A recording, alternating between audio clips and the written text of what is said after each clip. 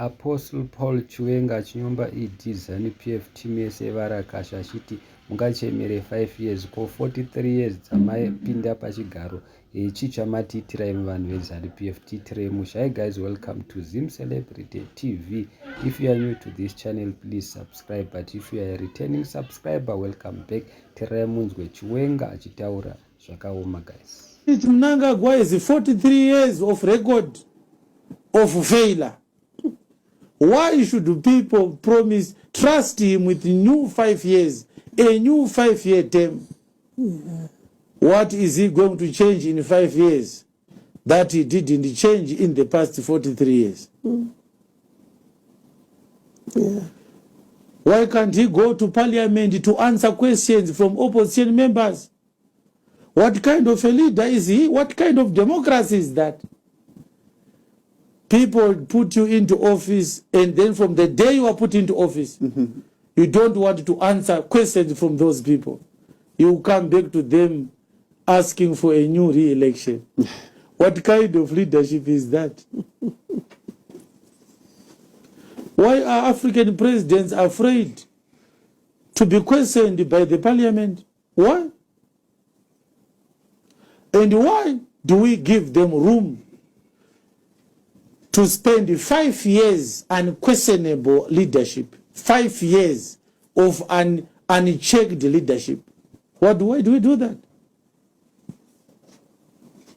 Why do presidents, why do political candidates come to rallies and speak while the electorate are quiet?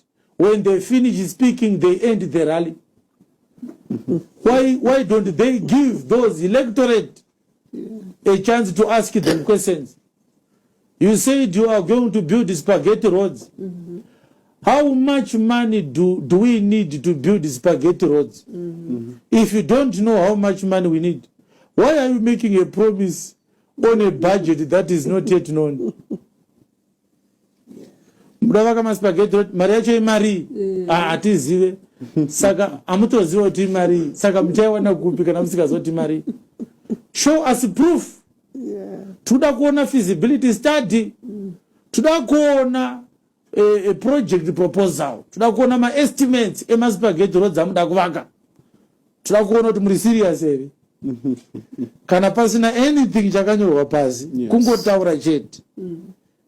Tichakuvakira zvikoro, tichavaka zvipatara, uchadya uchine mukaka. Kwakutoti kusvika munhu atsemura rogwe achijambira spaghetti road pasina evidence kana tukununu zvayo inoratidza kuti munhu uyu akatombobvunzawo kuti 100 meters dzespaghetti road dzeproper road dzinoita mari kugadzira. Kungotaura chete akautoreta x. No, we are fanatics. Yes. We are not yet serious about our future. Yes. I'm sure mazvinzwira mega zvataurwa naApostle Paul Chiwenga. Chokwadi chemhara chavasingadi kunzwa vanhu veZanupf ed team yevarakasha ndopaunozovanzwa achiti saka muchaita sei, because vane vaida kushandisa jende chairo pakadai so, because tataimone situation mamiriro yakaita ungachemere next 5 years chii chavanenge vatitira vanhu veZanupf. Chinhu chavanoziva chete kutibira mbavha dzevanhu, hapana zvavanoziva vanhu ava. Chinhu chavanogona chete kungotengera vanhu mota vanoafforda.